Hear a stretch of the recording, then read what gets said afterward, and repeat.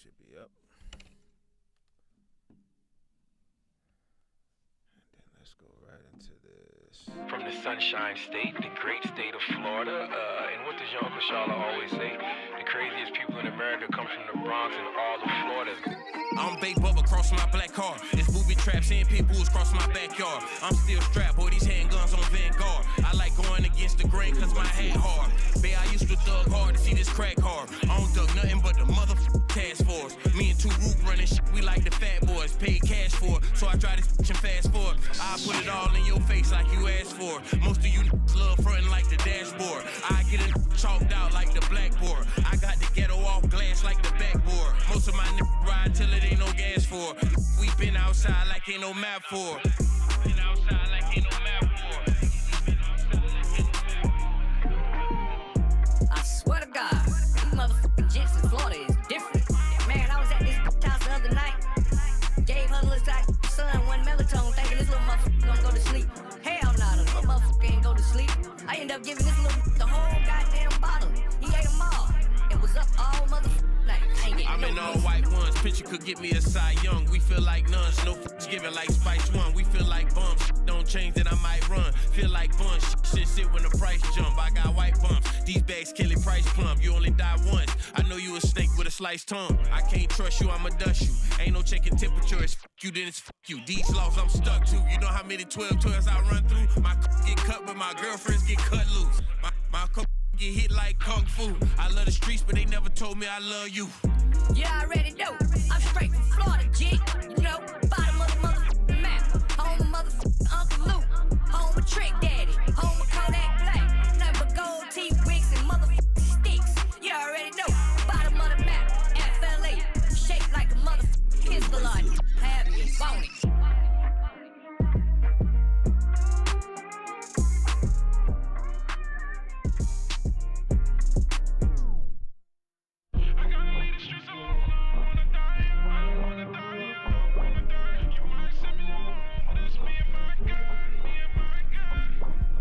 I ain't got no damn business at church. Cause all I be doing is looking at damn prints in that bitch. I'm talking about, man.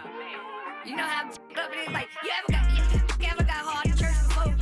Like, ain't that some shit? You get hard in church when you in there, like, you know you wrong. You know you wrong, but... Welcome back. You're back on the bench podcast with Bubba and Pink, home of sports, music, and mayhem. Don't forget we're available on all, and I do mean all podcast streaming platforms, including here on YouTube. Please like, share, subscribe, all of that good stuff. All right.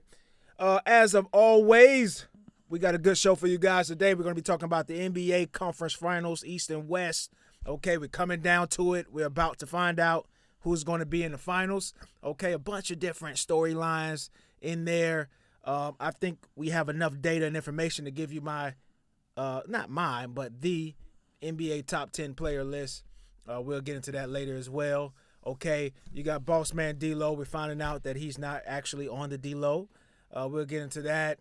The Spurs, a little news, but we'll get into that as far as Giannis versus KD for the Spurs. We got some NFL updates and stories with Stephon Diggs. You got some Trump stuff going on. He's pardoning folks. You got a crazy story on the way. You know, got a full show for you guys, man. All right. Now, Pink, as far as what I was thinking about today, sports, man. What about him? And what's funny is because my cousin who watches the show a lot, Fish, he was telling me about his team is the Magic, so he's telling me about we were discussing. He was saying who he wanted the Magic to get, and he was going about Trae Young, and he was talking about Haliburton and how good Haliburton is. Then he was like, "See, we can use a guard like that. We need Trae Young." And I was like, "Nah, Trae Young is the last person y'all need." And so that made me think, okay, it's time. 76. Let me check in. It's been a couple of weeks since they've even been on my mind. I took a vacation, and well earned. And you got. So Paul George started up his podcast back up, a couple of weeks ago, and he's been making the rounds to other people. He's been on Gilly and Wallow. He's been with made a couple of other rounds too. And he was talking about the season and what they need, talking about the guys in the draft and all of that stuff. And it's it's kind of disgusting to watch him, man. I wish it's okay for him to bring his podcast back up. I just wish he wouldn't talk Sixers at all. Do you think he's maybe poised to shortly become like a bad black general manager? Paul George, no. No, he wouldn't make it that far. He wouldn't make it that far. No, he wouldn't make it that far. And so just thinking about the draft and what we need and because the East, man, we're gonna get into this a little later, man. The East is just so fucking open, dog. And it's like if you just get a fucking group that can just stay together, okay, and just not fall off the rails, you will have a chance, man. And we have all of this, like, we have all of the side pieces. It's like the 76ers is the perfect Black Thanksgiving. We got the macaroni, we got the potato salad, we got the sweet potato pies, and we got the banana pudding. we got every side, and every side is immaculate. You know what I mean? But it's that our turkey is undercooked. You know what I'm saying? It's missing the fucking thigh and the leg. We just got it from the store. How's it missing the thigh and the leg? Okay, and we missing the mac and cheese. Mac and cheese is a side, but it's a main course in the black household at Thanksgiving, and we missing both of them, and that's Paul George and Embiid, and that's the problem. Now if you go to a vegan Thanksgiving, maybe you can win with all sides.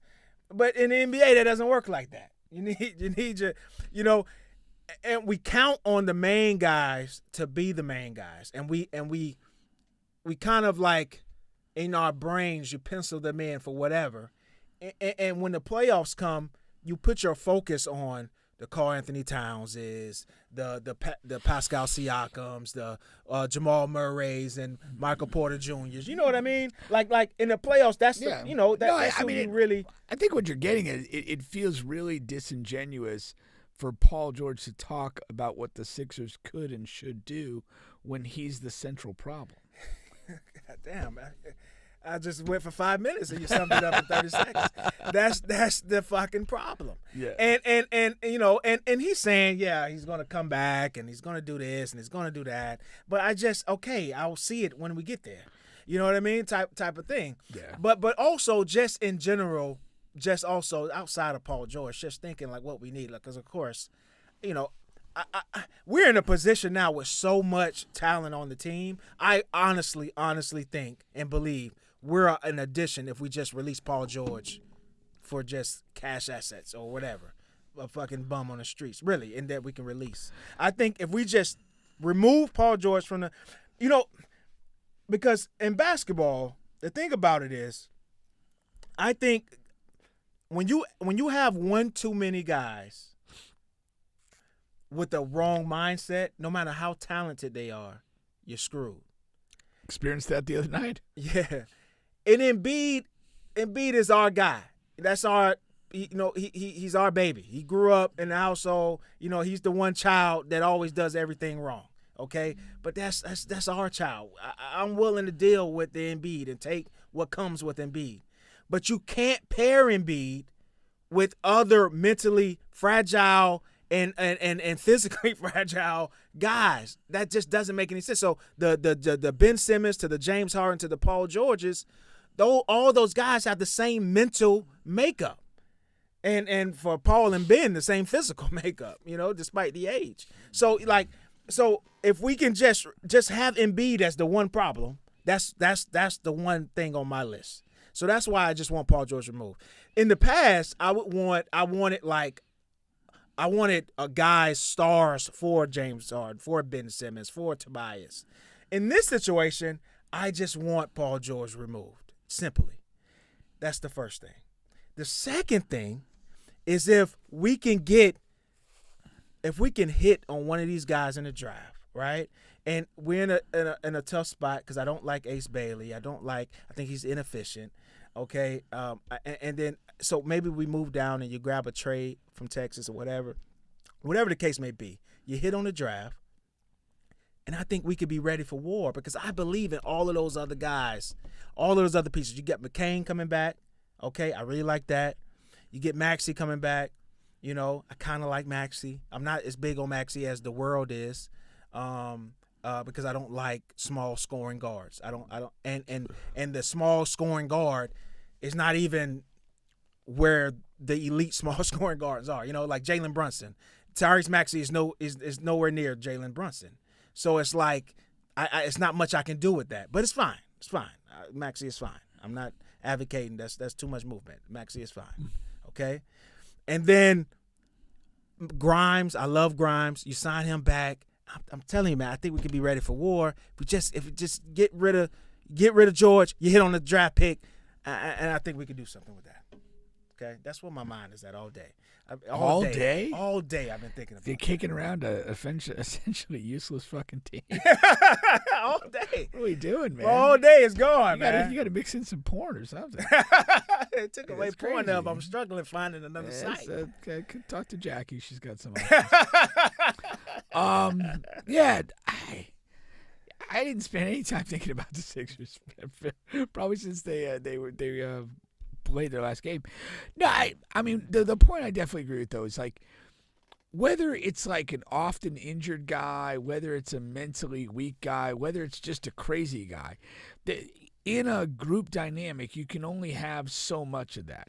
And if all the other pillars of your culture are strong, you can manage it. You can be okay with it.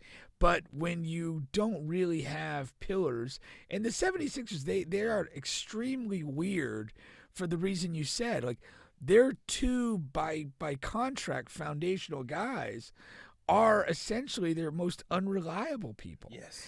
On and off the court in some ways. And that's just tough to build around. Your best player sets a tone for the entire organization. If he's a goofball, you're gonna have to be goofy with him. If he's a down to earth, connected guy with everybody in the building, then you're gonna be that. If he's just an elite motherfucker, but nobody can do anything with him when you're on the court, then you're just going to live in that space. Yeah, like Kawhi. Like, it doesn't matter. Kawhi or Kobe and his hate, and all that. You know, you're going to be what your best guy is. And, you've got to be kind of aware of that. And the Sixers are really just in a bad place because I don't think we ever see Joel Embiid play a significant portion of a season again.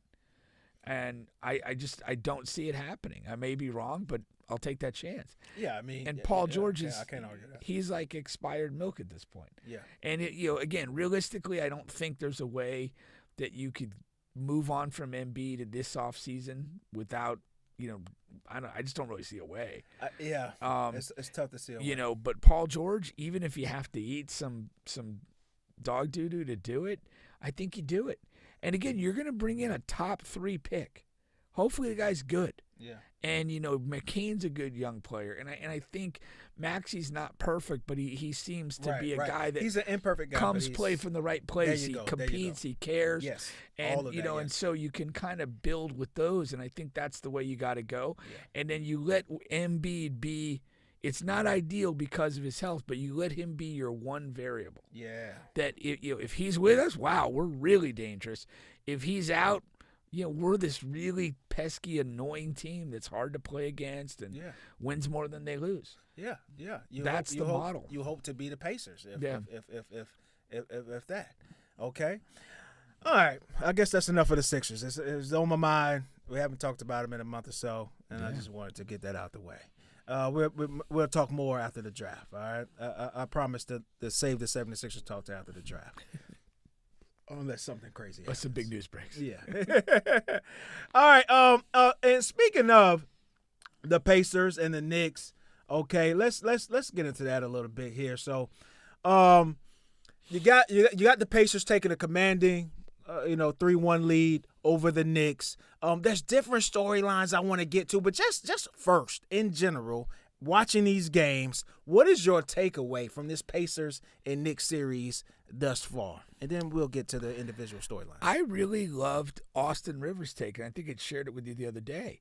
And he was kind of talking about, like, what is the modern game about? And, contrary to what the skill trainers would have you believe, it's not about having a bag. It's about being able to defend, and it's about guys being able to knock down open shots, play smart, straight line drives. And the more once I heard Austin say that, I kind of started looking at the Pacers differently. And I really enjoy them. I mean, Haliburton gets the headlines and he's doing a tremendous job.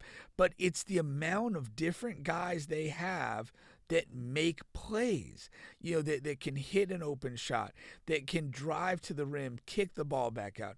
They seem exhausting to defend. They will push the ball ahead and throw it to like athletic running guys and score plenty of transition points. But when they get you in the half court, they're almost like the old Calipari dribble drive offense. Like they drive, they kick the thing all the way back out, they swing it, they drive again. And so in a defensive possession, you could have 3, sometimes 4, like you got to defend 3 or 4 drives at the basket with kick out passes before the shot goes up. And so defensively, you're contracting, you're expanding, you're contracting, you're expanding. It's exhausting. And they're so comfortable with just so many different guys, like, making the right play, making the right move. And I didn't buy it or believe it or fully understand it. But when Austin made his comment that he did, it just kind of clicked. I'm like, yeah, that's why they're absolutely difficult to deal with. I agree and I disagree. I agree that it was a great point. I thought it was well thought out. And it does apply to the Pacers, and that is good for the Pacers and their system and what they have going on. I disagree with this is where the league is going and what is going to be needed moving forward, because that's not the case. The Pacers are the only good team that plays like that, and there are a couple of bad teams that play like that, like the Washington and things like that. When you really look at the numbers. But really the Pacers are the only good team that play like that. And the misconception is that OKC is like that, but they're not. They're not. Like their 2 main perimeter guys, they have the ball the majority of the time. And then they have these 3-and-D guys. Chet is even one of them.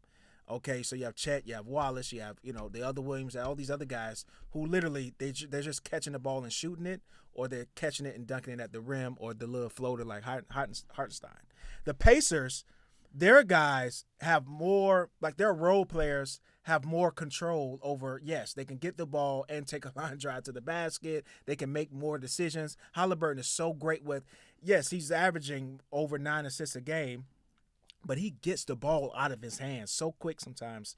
He's not a ball holder or anything like that. He's not waiting to, make decisions and things like that. He's a fast decision maker. He gets the ball out of his hands, and that allows his other teammates, all of those guys, to sort of share the rock and do other things.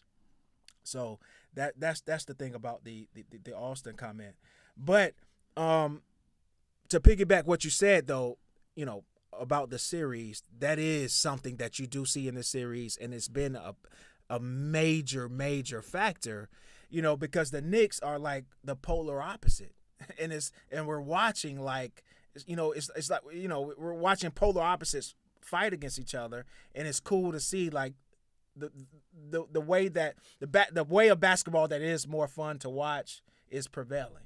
In a sense, because the Knicks are really throwback into where it's like Brunson or shit. You know what I mean? Yeah, and but that's a lot of people are looking at this and have made the comment, and are the Knicks better when Brunson's on the sideline? The numbers say yes. Because again, and that's why again, not everybody's going to be smart enough to do this, but what I think Austin's saying is to a degree, and what I'm saying outright is this: is that it is not a really efficient way to play to be so reliant on a singular player to create so much. It depends.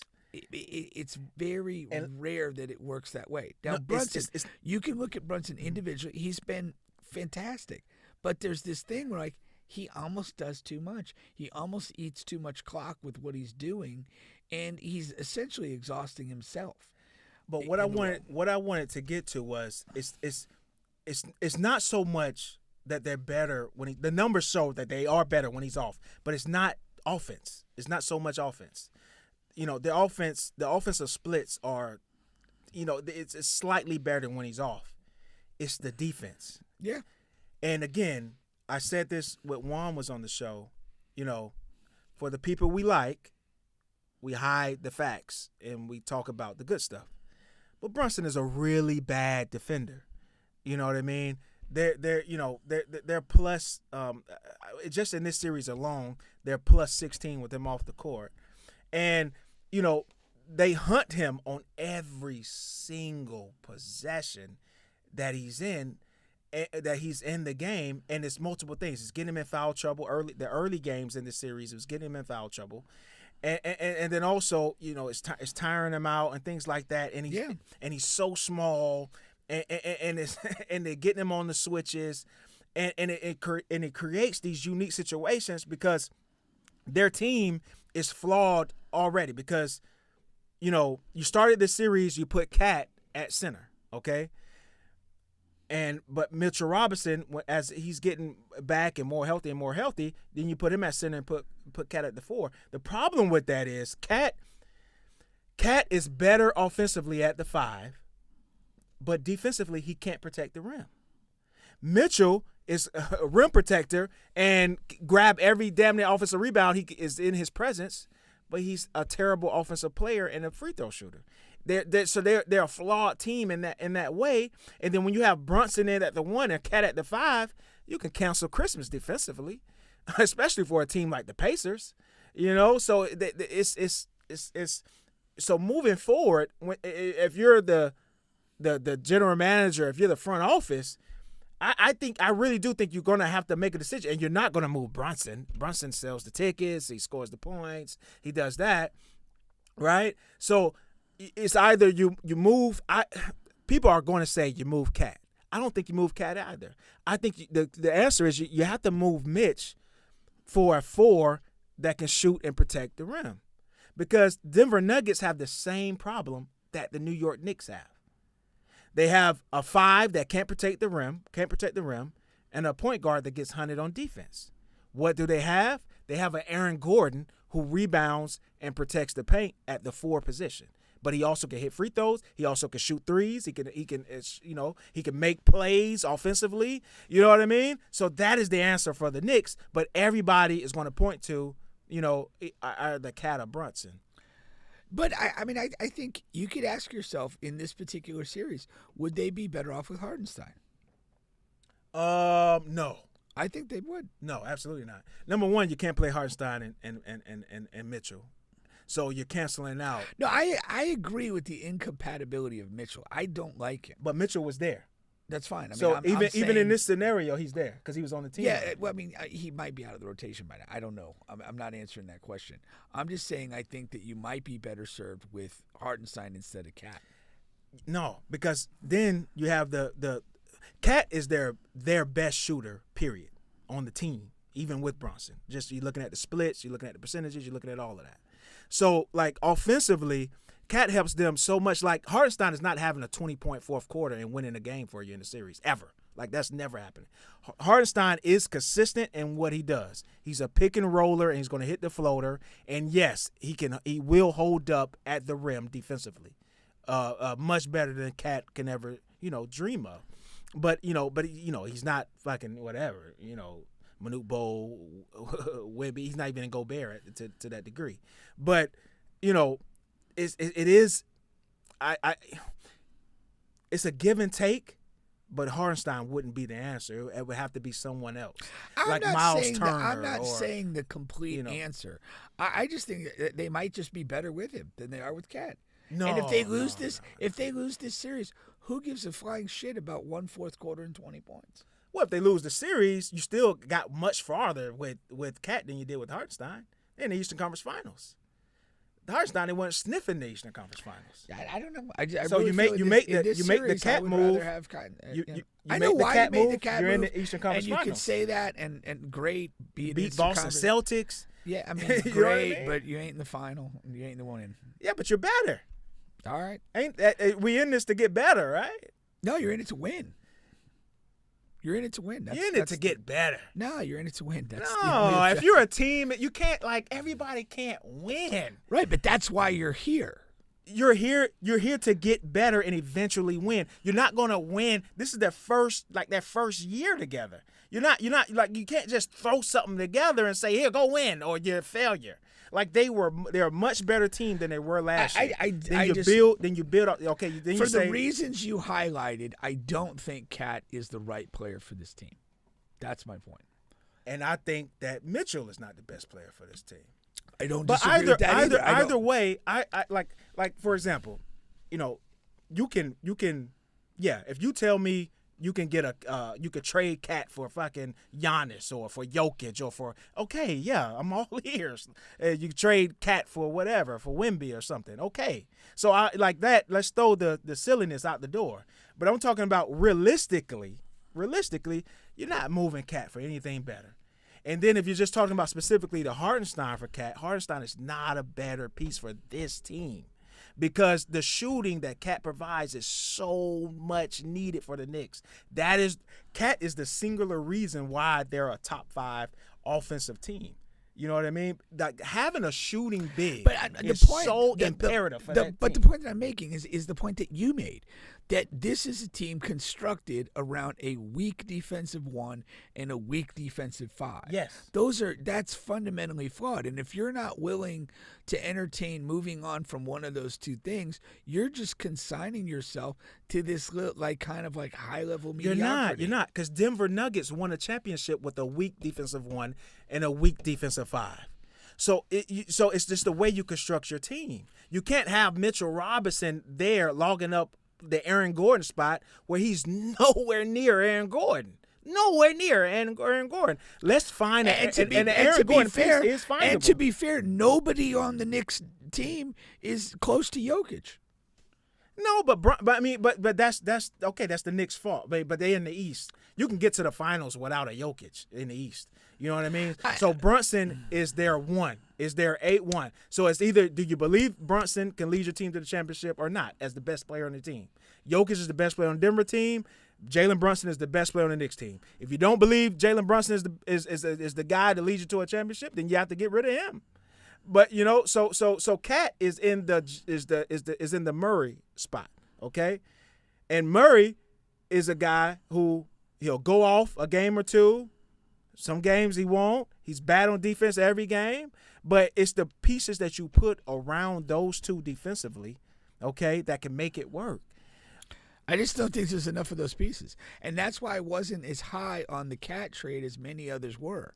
Because, you'll maybe win more regular season games or whatever, but you're still – I'm not going to war with him thinking I'm going to win a series. He can play great couple games. He's not a 6-7 consecutive games in a row where he's going to get you where you need to go. And his defensive liability is there. Who is? None of these role players or secondary stars are. Pascal Siakam has had many bad games in this playoff season. In this series also. He had the 40-pointer. Right. But his team's going to win the series. Because of Haliburton. Because of Neesmith. Because of all the other guys. Right. You get what I'm saying? I've known what you say before you started talking. Yeah. Cat is not the fucking answer. That's my point. You don't like Cat. And it's proof. What is proof? Because they have 6 guys that can play. They have 4 guys that can play basketball. You got 2 guys that you overpaid for that is doing nothing for you offensively, and really they're underperforming defensively. And OG and the Brooklyn Nets guy who was fucking awesome with the Brooklyn Nets, and now with them he's like so-so. And he changed his fucking shot. We talked about that in the beginning of the year. Don't know why he changed his shot. So it's like we're looking at Cat, who has shown up and performed this series, but you're not looking at the other guys who's making more money than him. Okay, you know what I mean? I'm fine looking at the whole thing. I'm just telling you that what we're seeing. So it's OG verifies. No, he's not. He's underperforming. So OG's not the guy. Look, Mitchell's not the guy. Look, we could bore the shit out of everybody by walking down the whole roster. Yeah. I'm just defending the point I made when the trade was made. He ain't the fucking guy. So we got 5 guys that's not the guys, but they're in the Eastern Conference Finals. I don't think Jalen Brunson is that good. I don't think he's that good to drag 4 guys who are well below that what it should be and to get to Eastern Conference Finals. I just vehemently disagree with that. All right, and then on the flip side of that, okay, you have the Pacers. We talked about their system, how they get up and down, about how they share the ball.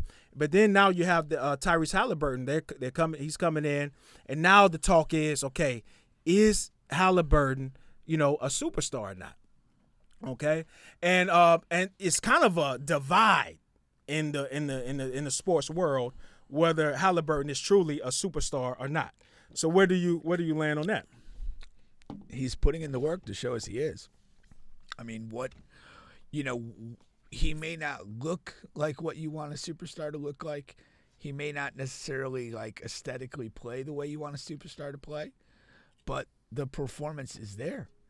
This is twice he's gotten teams to the Eastern Conference Final. He's on the precipice of getting his team to the final. He's willingly the face of that franchise. He's performed absurdly well in clutch situations. Like, what else do you want? Yeah. Yeah. I don't think there's a really good argument to say that he's not. I really do think it comes down to like an aesthetics and like a feeling that he doesn't have the pedigree of whatever. He's a guy that was traded early in his career, and in a way that kind of carries a little bit of a stigma to it when you look at a guy. Some team drafted this guy, I think 12th, and in less than 2 full seasons made a decision that we're not going to build with him. Maybe that stays with it in some people's minds. But the performance is what it is. We can't deny that. Yeah, I think it's a mixture of things. I think, number one, I think the problem is that superstar, the term, is so like dependent on what you believe. It's nothing that you can directly go to. It's not a true definition for it. I know you could probably look it up and find something, but it's no one true definition for it. So I think that's number one. So everybody has their own criteria of what they believe a superstar is. I think that's the number one issue. Yeah. And then number two, I believe he's a superstar with his play and even his charisma and everything like that. I think he is a superstar, but the NBA itself, the sports writers, his peers have screwed him out of the accolades that all superstars have. Tyrese Haliburton, he wasn't even an all-star this year.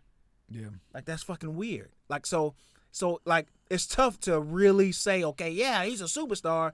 Yeah, he wasn't even an all-star. You know what I mean? So that's another thing. But again, I know that we all know that NBA writers and stuff like that can get things wrong, and so it's not just the writers. I think it's lazy to blame just the writers. The Malcolm Gladwell book, Blink, it addresses like how our mind processes things in like almost like that first impression type of thinking. Mm-hmm. And one of the things that they did is back in the days, like maybe 2 centuries ago, in Europe, they would have like orchestras and they would have tryouts and they had like violin players, and almost every orchestra had male violin players. And the auditions were not, they were like, you watch the guy get up, play the violin. The committee says, all right, we're going to go with this guy. Somebody finally had the idea of let's do a blind audition, almost like you have on The Voice, where they actually put a screen and you couldn't see the person playing the violin. And everybody who was judging this agreed as to who the best violin player was, and it was a woman. And we, through our experience in watching sports and watching things, we create expectations of what somebody should look like that does a job. And maybe it's a height and a athleticism, maybe it's there's just so many things we impute into it. And I just think that Haliburton is one of those guys that doesn't fit that blank profile. And, you know, he doesn't look like that guy that should be, you know, among the best players in the league. And it takes a while, and you got to, like, just kind of almost like convince people with the consistency of your performance before it's kind of accepted that, damn, this guy might be as good as anybody in the league. Well, that kind of lends into my last point, and it kind of does, that he's really one of the last of the Mohegans as far as a true point guard. And so because we haven't seen it in a while, Chris Paul was probably the last one. It's been a while since we've seen Chris Paul in his prime, you know. So it's because we moved to an era where these combo guards are playing point guard, and we've been in that era for a while. So those are the, like, you know, the Ja Morants and the, you know, and I can go down and down the line, Shea and all of those guys, all, you know, and back. Even to a point where Trae Young is now beefing with one of those ESPN guys. Oh, well, with Marcus Morris. With Marcus Morris. Oh, okay. Yeah. Who's not beefing with the Morris twin? Yeah, because he said that, Trae just scores and he doesn't pass the ball or something, that he just shoots 40-footers, right?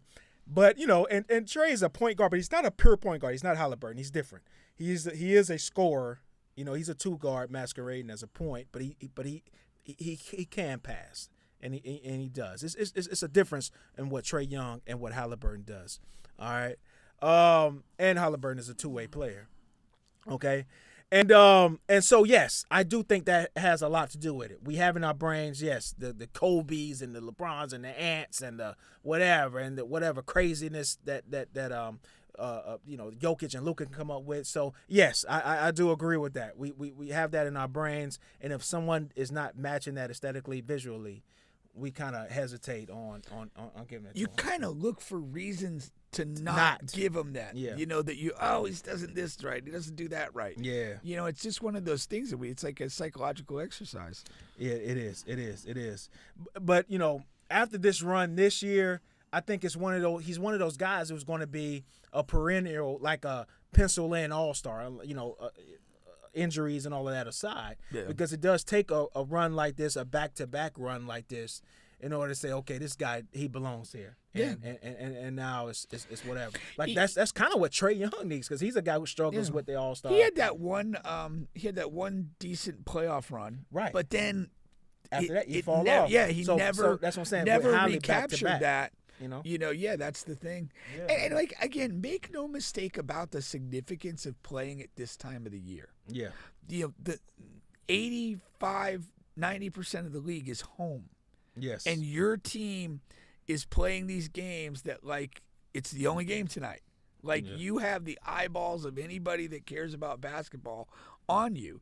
And, you know, so many, like a Trae Young, who did not, you know, he played, a play-in game or two. Yeah. You know, he did not, I mean, he just had regular season when there's 10 other games on or whatever. And that's all he did all year. He never had this focus where, you know, you're just analyzing and he's the only guy to watch, or the only two teams to watch, and you get hyper-analyzed. And Haliburton's just kind of rose to this and done great. But even if you look at, like, you know, Team USA, he was on the team. He did not play a whole lot. But unlike Jason Tatum, it wasn't a story that Haliburton wasn't playing. No. It was a story that Jason Tatum wasn't playing, defending NBA champion. And Haliburton, you know, from anything that I saw, did not appear to be pouting or unhappy. No, he made or jokes out of anyway. it. He made jokes of it. Yeah. You know, that's the thing. And again, that's kind of like, in a way, that kind of hurts his claim to superstardom. Because, like, with superstars, we kind of have this notion of, like, hyper competitiveness and just kind of cutthroatness, and to kind of gracefully accept not playing, and almost kind of being, you know, more than a mascot, but almost in that role of being like the good time bench guy. Like, we don't equate that sort of selflessness with a guy that we think is among the better players in the league. Yeah. He didn't get to show that until this playoff run. Yeah. And then a lot of that was rooted in the overrated thing versus the Olympics thing, which he really never got to A, address, or B, like overcome and Yeah. show you what I'm about type of thing. Well, he almost seemed too comfortable being like that extra guy in the roster. Yeah. And it's like, well, is that the guy that you want to be your leader? You know, is that your king right there? Yeah. You know, but to his credit, I mean, he didn't let any of that, affect what he does. I mean, this is. Yeah, but this, what's funny is too, this playoff run is really, it should have shown a lot of folks that USA is going to be just fine. Now, and when I say just fine, I mean like the world is catching up per se, but I mean USA has some players that they're going to be able to deploy and put together and field a really good team. Now, whether you guys are paying attention or not to these playoff runs and regular seasons to know whether they're actually good or not, that's on you. But these guys, they have some game, man. I'm really assuming Jalen is USA. I haven't looked this up, but Jalen Williams, the number 2 at OKC. I think pretty he's sure. eligible for the U.S. Yeah. Yeah. But guys like that, man, and Haliburton and all these guys, I think they'll be just fine. You just have to, for lack of a better term, trust the process. All right. Felt good to get that one in. Oh man, you know it. All right. So let's we're gonna move along here. Once again, you're still on the bench podcast with Bubba and Pink, home of sports, music, and mayhem. We're available on all, and I do mean all podcast streaming platforms, including here on YouTube. Please like, share, subscribe, all of that good stuff. We got some more basketball, but actually, I'm going to take an early break here to give a shout out, man. So there is there's a couple of filmmakers here in Orlando, okay? And then so one group here has put together their second movie that they put out on Tubi. Okay, this one is called Levelz. We have a couple of friends of the show that is in the movie, in Drugg and Wood. Shout out to those guys. They had a hell of a scene in there and killed it. Okay, once again, it's on Tubi. It's called Levelz. Okay, straight here, homegrown, made from Orlando. I'm going to play a short clip here. And once again, you guys, man, find it, stream it, share it. It's good, man. You'll see it. All right, hold on 1 second here. See, I run a clean operation. Run that shit now. What? Get it, dog. And you gonna get my shit because I knew you would.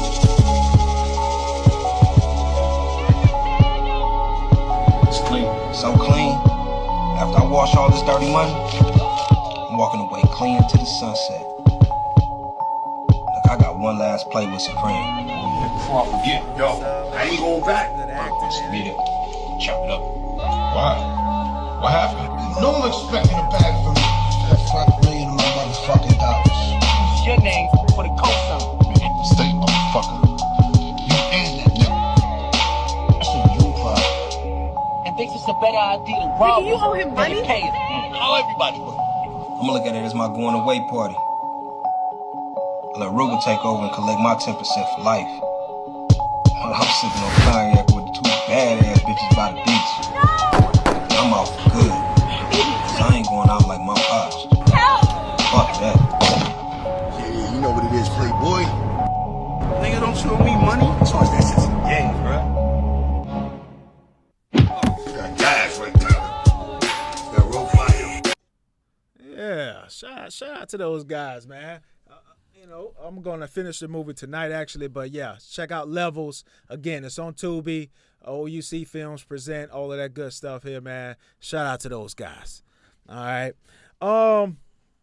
This came across my timeline last week or earlier this week or something.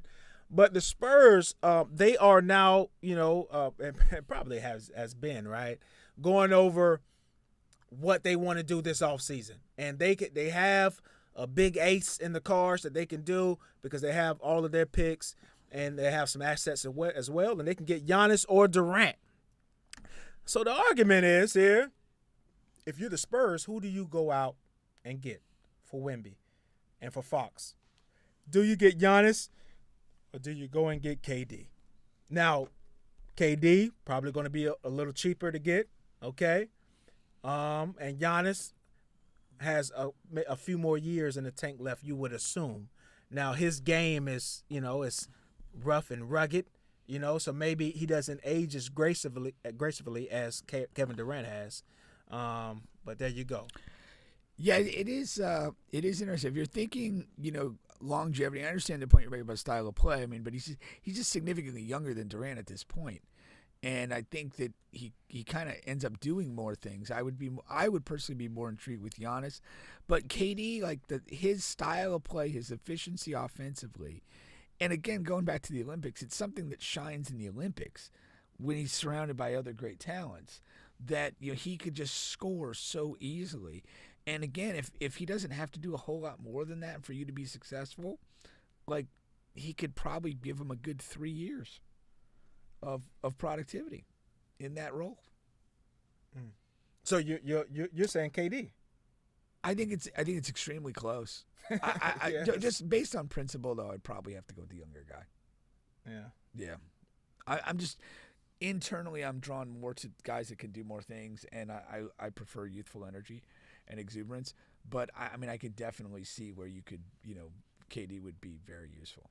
Is your number one choice neither of them? For purposes of the Spurs. Specifically.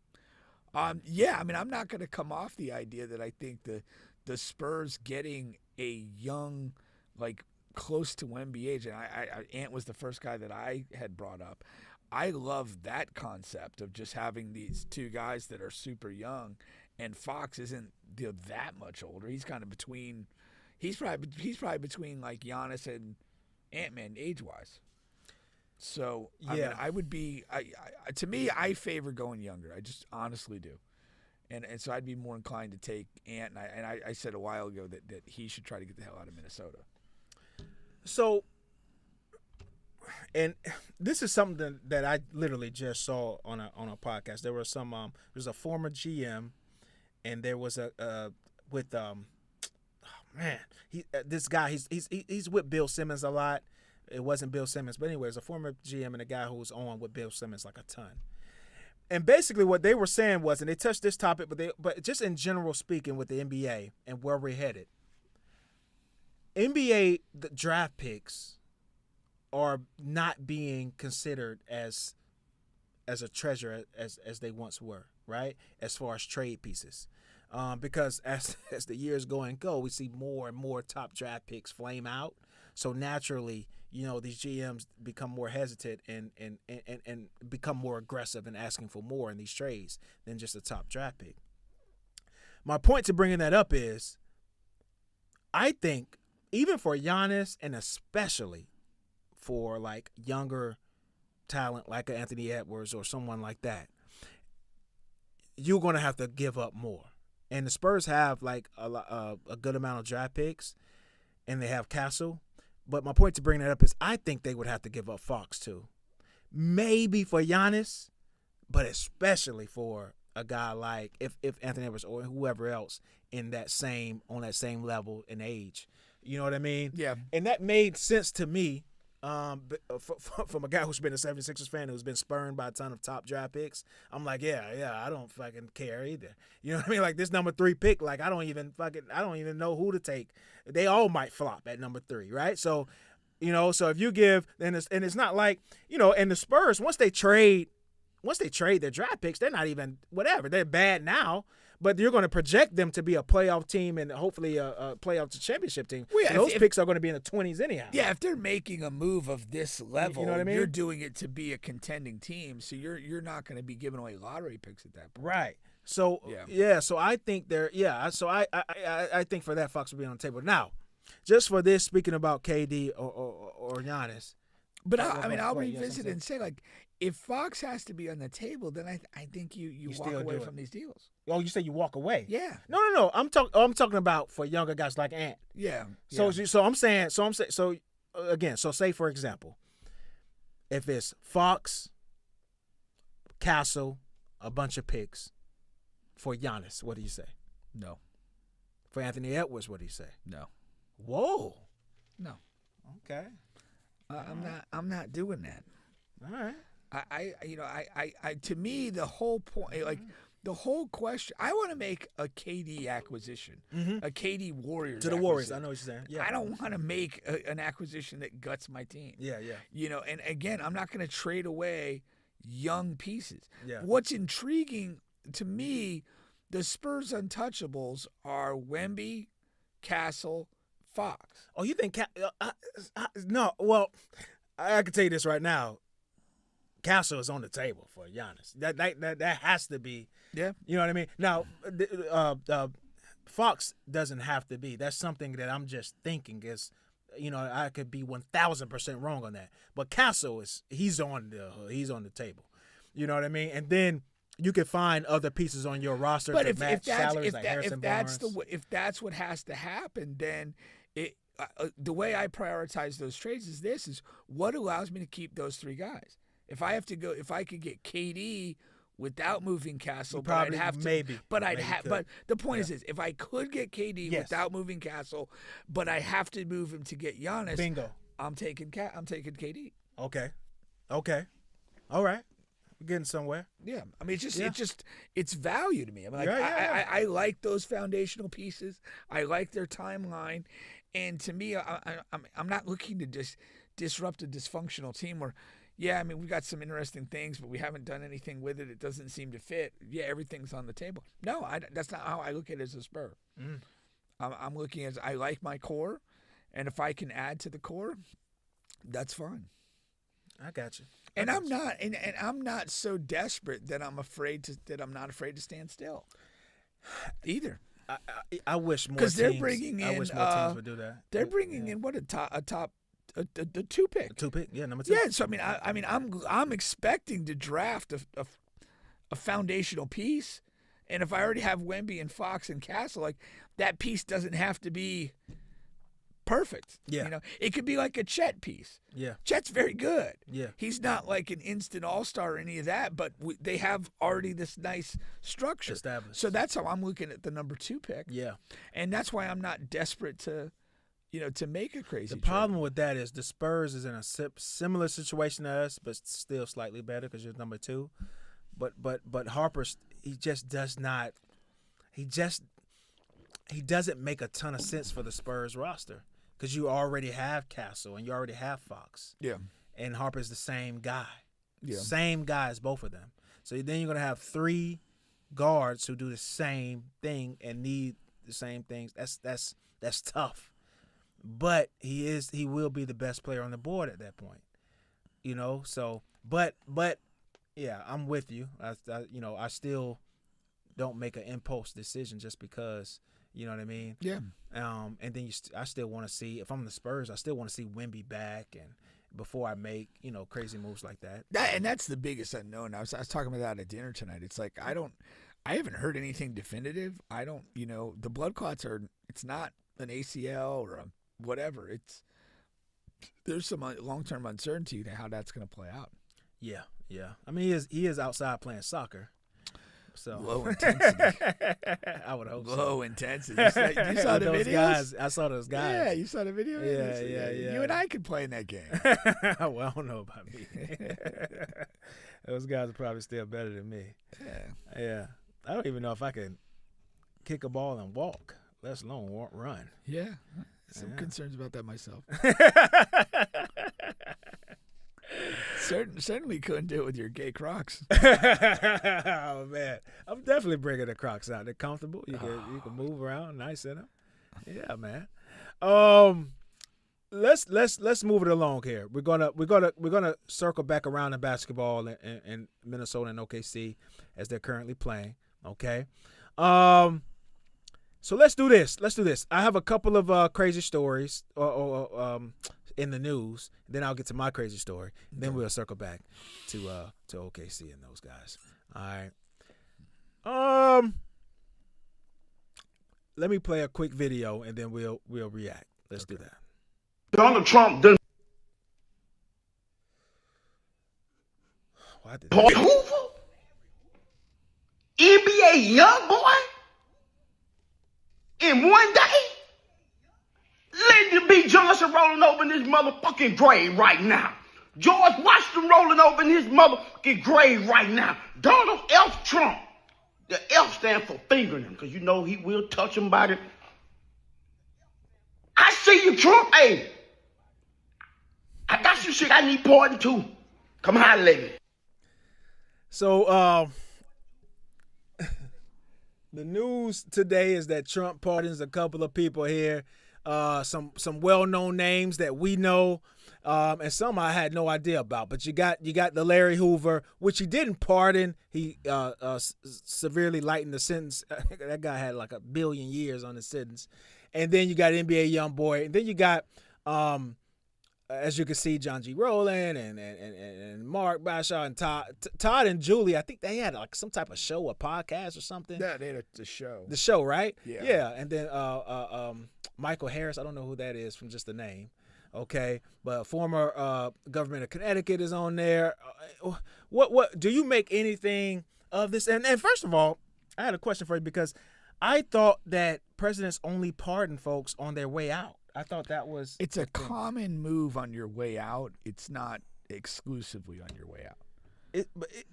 But I probably, in my recent memory... Most presidents, you almost have a bit of pressure to pardon people on your way out. Because when you're an outgoing president and you're going to maybe pardon somebody that's going to give you a hit on your public persona, on your reputation, you want to do that when you're leaving. You don't want to if you're a first-term president with hopes of being reelected, you're not going to pardon any controversial figures. Gotcha. Because you'll get hammered over it.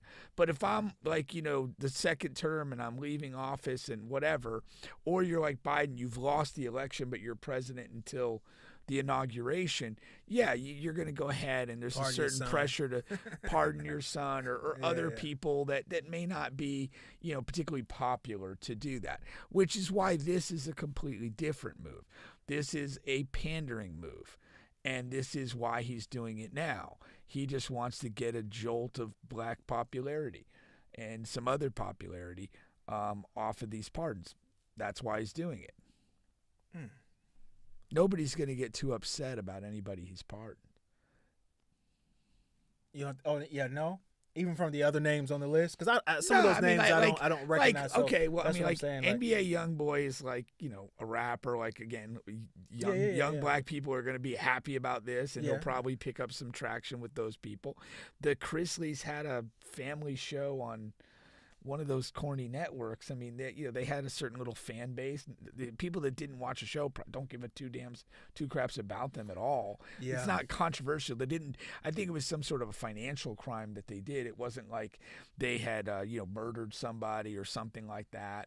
Hoover, I think again, it's a commutation, but it is clear pandering to the black community. That's what he's trying to do. Could he have just pardon him all the way up? That's probably why. That's probably why he did in that particular case. Now I don't know. I'm assuming there was violent crimes and all with his thing. That's probably why he went with that versus a pardon for him. Okay. But NBA YoungBoy, what did he do? I don't even know. It's no telling. Yeah. But nothing. Like he didn't murder anybody or anything like that. Nothing as crazy. Not as a sexual crime or something like that, where people be up in arms. Yeah. Again, okay, we'll put it into context. Why didn't he pardon R. Kelly? Yeah, right. Because R. Kelly's crime, the nature of them, the public knowledge of them, offends a lot of people. Yeah. And if he had pardoned R. Kelly, there would be a lot of pushback to that. That would be a negative story for him. And the way this is all played out is largely, to the extent anything's positive about that idiot, this is kind of it. I wonder, how does that go in the meeting? Does he say, give me a list of people that, because what you're saying makes sense, right? Yeah. So I'm saying, I wonder, is he around his, his brass or whatever? And he's like, give me a list of people who I can pardon and it works for both sides or something. Maybe something like that. Or, 100%. There's somebody in that team that's what because he doesn't know. He doesn't know. I know he doesn't know. He gets a briefing or whatever. Yeah, that's the thing. No, so he and again, there's probably internal people that are have a reason for wanting. The one guy, one of these guys it wasn't a celebrity name, but he swindled people out of $10 million.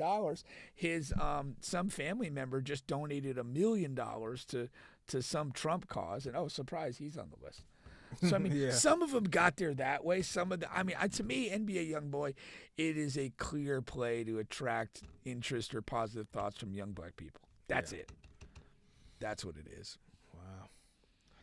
All right. Well, some of those folks, especially, I saw YoungBoy. He released a whatever, thanking him and all of that good stuff. So, like you said, so now he does that. Now it's fancy, and it's like, oh yeah, but it's not like he's trying to go for another turn. Well, at least he said he's shut that absolutely down. trying to go for another turn. he shut it down, but I'm standing us. He will leave by force or by death. That's it. And by death, I mean most likely like natural causes. He is not relinquishing this power willingly. or He's not. He's not accepting the result of a next election or any of that. Like I predicted, he didn't do it the first time. That's why you had the January 6th and the invasion of the Capitol and all that stuff. And this time maybe worse. Probably worse. Yes, absolutely worse. Yeah.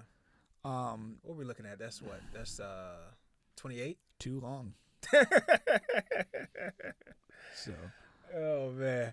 All right, let's move it along here. A couple of really quick ones I just thought was interesting. A cop waited to the end of the guy who was graduating. The guy at the bottom says, my cousin had warrants and the police was at his graduation. He let him walk before they took him in. And you can see he give him a pound and all that good stuff. So, get some, positive police traction in the world. I wonder what he did. Not enough. Yeah, it probably was something like I'm crossing the street while a red light. I'm talking about the traction part. Oh. That's not enough. It's not. Just the positive traction is not enough. That hill's too steep. But Yeah. But again, I mean, you look at like.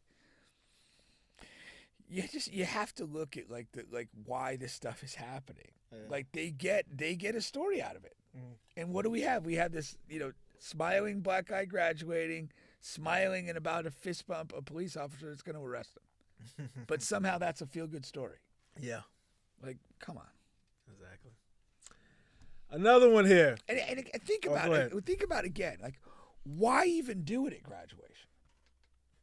Like, why not do it later in the evening at his home or, some other circumstance? Why inject yourself into a graduation ceremony? Mm-hmm. There's a reason that's happening.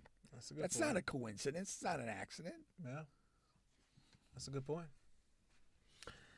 All right. Tips to save on gas. Check your tires. Avoid additional stops and starts. Get rid of additional weight. Ask if you're getting head before driving over. That's hilarious. The only one that matters. It's the summer, man. The gas prices are going to be going up. Or drive electric. Or drive electric. That right? probably should be at the top of the list. Yeah. So I just thought that was funny to add there. I also think like I've also like legitimately like making sure like your filters are all like functioning properly and all that. Yeah, oil filters, stuff like that. Yeah. No, for sure. That's funny. It is funny. It's hilarious. Okay, so we got this one here. This is another. As soon as I click it, the video is going to show. But Bossman DLow, okay, he's a rapper. He's from Florida.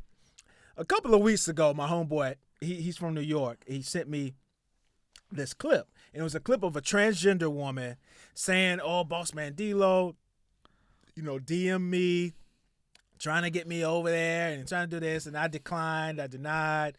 But here goes the text message thread that shows he's trying to holler at me and whatever. Now, of course. Didn't he also have like an unflattering picture of his junk posted? It was a video, actually. A video. Yeah, it was a video of. He's had a tough stretch here. He's had a tough stretch. That I was surprised. I was surprised that kind of flew under the radar because he kept ascending after that. Like that didn't hurt him at all. Wait, the video? after the Who's been hurt by a video though? Think about it. Yeah, but it hasn't been that kind of video.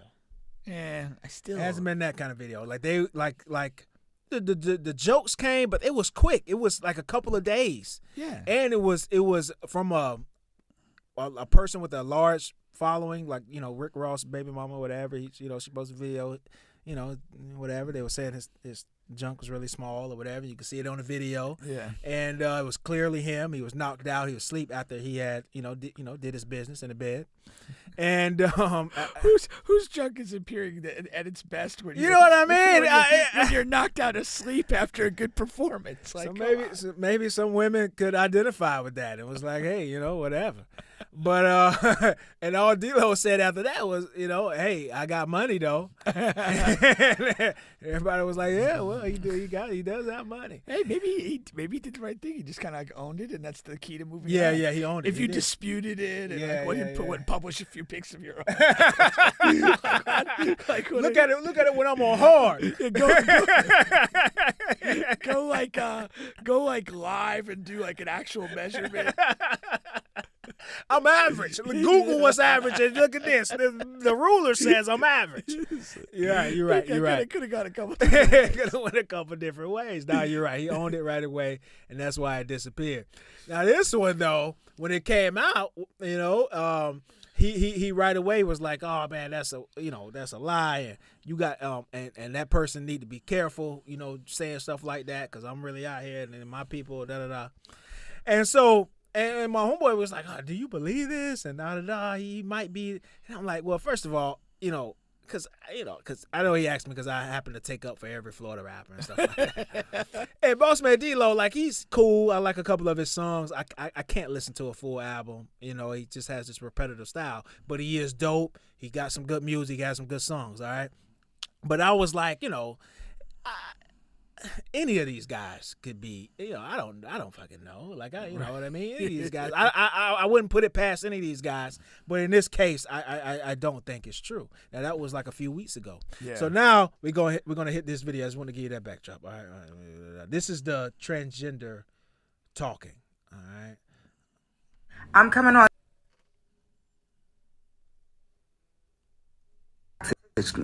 It was AI. It was edited. It was photoshopped.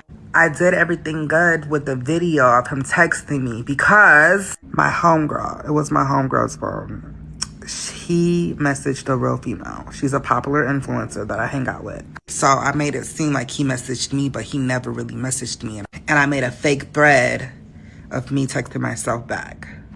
I know it sounds crazy and I just did all this stuff on the internet for attention, but a bitch was bored. And I thought it was funny, but now I know it's not funny because I'm really fucking with this man's career and his money. I'm sorry, you guys.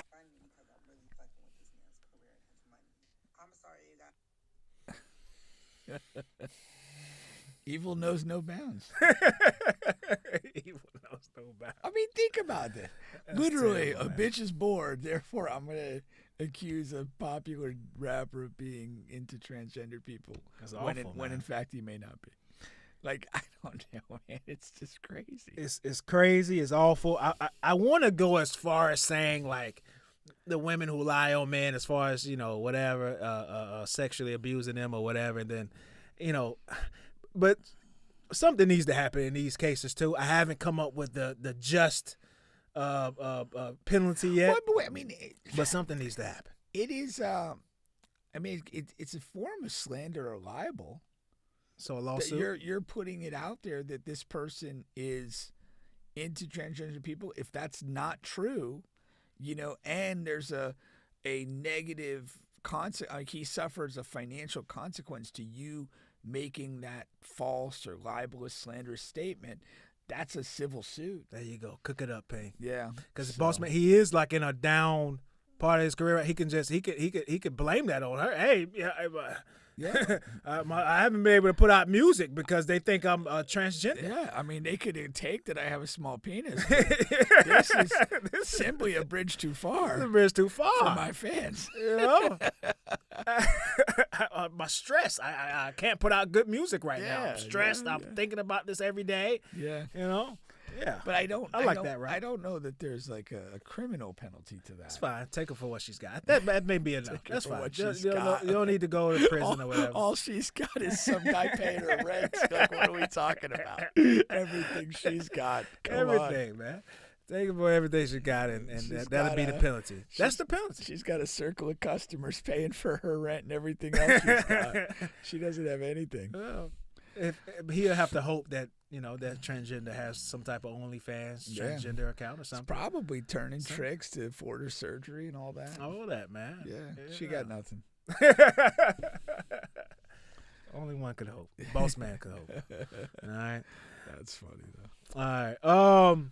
Is that the last of the funny, interesting stories? I think it is. Okay. So from there, I'll go to my crazy story. Okay. Yes. And then after this crazy story, we'll get back to the NBA. All right. Now, in lieu of these recent and fairly recent domestic abuse and situations from the celebrities and all of that, I'm going to create a chain of the times that Bubba got into it with a woman. Okay, I have various different stories here. Some of them I've kept near and dearly. I never thought I would be sharing to the public. But now you are. Including this first one. And we're all better for it. All right. But here you go. All right. This first story actually lines up chronologically because this is actually the first time I ever got into it with a woman. Oh, God, I'm thinking to myself, like, it's the first story. It sets the chronological timeline. Right. But, sometimes I go, I don't go in order every time when I do these. Sometimes you like to play the, this might have been a year ago, might have been 10 years ago. That is very useful. It's very useful. Okay, but did you ever hear that thing when somebody like if they're going out to cheat, they'll wear like clothes that are like styled from another era. So if they ever get caught in the picture, man, that was from that was 2011. I was wearing that. Like, come on, man. Jabro jeans. I didn't even meet you to 2015. This one stems from when from my sister. All right, this is me and my sister. All right, so I was in middle school at the time. All right, I was in middle school at the time. We were staying off Swope Avenue in Winter Park, actually. All right, and something happened to where me and my sister, we got into it. Okay, so we got into it at the house. The way our dynamics is set up between me and my older sister, I have an older sister, I have a younger sister, all right? And at this time, my younger sister would always be with my older sister, always, and I would be off on my own, okay? Our parents were working, hardly ever home, and doing other things, cherishing their last bit of their end of their 30s, early 40s. Okay, so we weren't the we weren't at the top of their priority list. Okay. But shout out to the Browns. They did the best job they could. All right. Now now we get into it at the house. Translation: my sister beat my ass. All right, she really did. There was nothing I could do with her at this time, and I was so pissed, she left me with a black eye. All right. Ooh, now that's a tough beating. Yeah, it's a tough beating. So at the time, I'm in middle school, so I'm riding the bus to school. I'm riding the school bus. All right. So and now I can't ride the school bus. I have a black eye. You can't. At that time, you had on a school bus with all black kids. You can't get on the bus with a black eye. Okay, you just can't do it.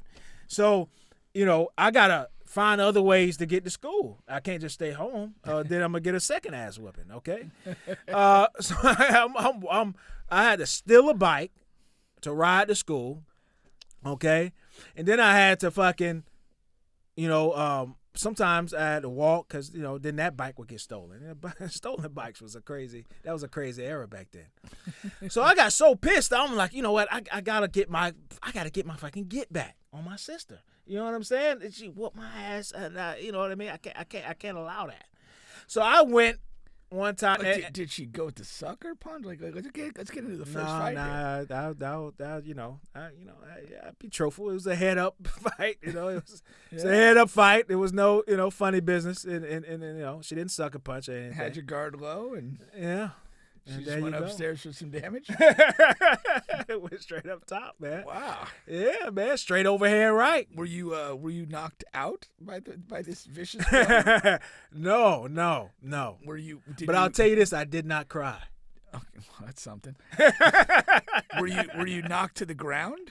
Yeah, I was knocked to the ground. I was wow. knocked to the ground. Knocked to the ground. Your only victory was over tears. Yeah.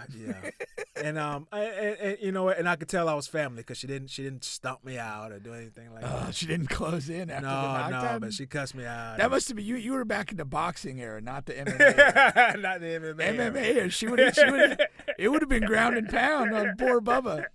But she made me feel like the lowest of the low. I mean, she was talking cash shit. Oh, wow. Yeah, you soft ass nigga. You don't got me. You can't even do that with me. You gonna get your ass whipped by all the boys out there. This and that. You soft as fuck. And this. I mean, she was really giving it to me. So when you peel yourself off the living room floor, like, what did you just like retreat to a bedroom? what was the move here? No. You know, growing up, I never had a bedroom. I never had a bed. Okay. So yeah, she whooped my ass right by my bed, which was the living room couch. Oh. And but no, you just, you know, she walks out and it was just us at home. Right. So, you know, I had the whole house to myself to, like, you know, go over these thoughts and stuff. Were you fearful that she just might, like, you know, in the next 30 or 4 minutes just walk back in and hit you again? No. You over. You were comfortable that the beating was over? Yeah. Okay. Yeah. But again, I sit with my thoughts for a couple of days, and then I engineer another argument. And instead of fighting, what I do is I run to the kitchen, I grab a knife. You know what I mean? I grab a knife and I come back and I'm charging at her, with the knife. And she's like, she just fucking talking cash shit. I'm charging with the knife. She's not running. She's not walking or whatever. All right. Of course, I'm too fucking coochie to stab her with the knife. I don't stab her with the knife, okay? Was it a butter or steak knife? I don't even know. Right? But, you know, my little sister is there at this time, and, you know, she's whatever, crying and going about. So we disperse. Now, my sister, she tells my parents, all right? And that was the worst thing. So now I got to deal with my dad, all right? Got to deal with my dad. I'm still dealing with the kids at school. Okay, they have to know where this black eye comes from. What'd you give them? I don't know. I fell or hit the door or something. They're not buying it. Yeah. Okay. So my dad does this thing where he gets home, okay, and he's like, "Yeah, I'm about to go to the store, you know, and get ready to cook tonight." All right, and so I know that she's already told him, right? I thought he was going to add, Bubba, you want to start cutting some french fries? No, you got to go to the store. You don't have the food. Just anything. Anything to put you and the knife together. No. Instead, he does this thing where it's like, he's like, yeah, come on with me. You know, go to the store. Yeah. And I'm like, oh, shit. Okay, so here we go. But when I look back on this and think, you know, it's a great thing because it's me and him and it's 3 women in the house, my 2 sisters and my mom, right? So he takes me away from that. So I like that, right? So he's going to talk to me and he's doing it away from my sister, which I'm happy for because she ain't going to do nothing but laugh and fucking whatever anyway. So we get in the car, he's driving. He doesn't say anything for a few minutes, 5-10 minutes, nothing, right? Pure silence. I'm not going to say fucking anything because I know he knows. So he opens up and he's like, you know, Jazz told me what happened, right? My sister. So she told me what happened. He was like, it's funny because I remember this shit like verbatim. But he was like, listen, everybody gets their ass whooped. He said, you fight enough fights, everybody gets their ass whooped. But you never supposed to put your hands on a woman. You damn sure not supposed to put your hands on your sister, right? And he was like, the next time you either put your hands on her, I was like, I didn't put my hands, I didn't touch, next time you put your hands on her or you go grab something or whatever, I'm gonna whoop your ass. And that was the last thing he said. He didn't say nothing. That was still on the way there. He didn't say nothing when we got there, and he didn't say nothing else on the ride back. Yeah. And that was it. Pretty well played by Dad. Yeah. Because, again, he set you up. You knew it was coming. He let you sit there for a bit. He gave it to you. He didn't belabor it. He didn't turn it into an argument. He didn't give you space to, like, flash back. Like, I didn't put my hands on her. She knocked me down. And I wasn't going to put my hands on her. That's why I got a knife. Nothing. Yeah. You know? No, I didn't allow Dad, nothing. think this through. Yeah. Thought this through, man. I'm ahead of you, Dad. Shout out to Bubba Senior. I'm ahead of you, Dad. That's why I let her hit me. But really quick here on the comments before we get back to the NBA. CJ from earlier, CJ says Haliburton appears to be just as good as any other superstar at the moment. I'm just speaking as a spectator and not someone who's deep into NBA stats. We kind of feel him on that, so he kind of agreed with us. And then shout out to the champ. He's back. He's saying he knew it. Oh, he's talking about the story. He said, he was in the story. Said, damn, stole a bike to get back to school to avoid to be seen with a black eye. And he's saying, great questions from Pink. Not peel yourself on the living room floor. And he said he knew it. He got a shanker. Got a shanker at that point, man. Got a shanker. Oh, that's too funny. It's hilarious, man. It's hilarious. All right. So now let's get into some Minnesota Timberwolves and OKC talk. All right. There's several things I want to do with this. We're going to talk about the series. We're going to talk about the players. And then that's going to spin into my top 10 NBA players right now. Okay. Not mine, but the list. So first, right now, OKC is up 65-32. All right. Oh, shit, it's over. It's been comebacks. 65-32. But that's why I feel comfortable enough to talk about this now. It's halftime. Halftime 65-32. Never mind that up top. I just wanted this for this talk here. Let's talk about this series. What are you seeing in this series here? Kind of. I mean, what I saw was that OKC's defensive capacity to disrupt teams is, for me, unmatched in the playoffs by any other team. They have the reigning MVP, who, the free throw shooting merchant, or whatever we want to call him. Yeah, what they call him, the foul merchant. Yeah, that sounds like some fucking. Sounds mystical. You know what I mean? Yeah, like he's riding around on like a magic carpet. Yeah. Yeah, I mean, you've got that. I mean, they create a lot of easy buckets. They're deep. They're versatile. I mean, they are. I think they'll be the favorite in the final. They've done everything you could ask a team to do. And I think the bigger story is how disappointing Minnesota's been. They just, the one game they won, that was a blowout, and they kind of forced to throw in the towel from OKC. And then last game, they had a chance. They were there. They lost a close game, but at the end of the day, you lost it. And now you come out here and get 30-balled in the first half. That's just spineless bullshit. Yeah, you laid down. Yeah. You laid down and you took the pipe. Just like Bubba. Well, you can't say that after I say. You gotta wait a couple seconds and then you can say that. It was fresh in my mind. Couldn't resist.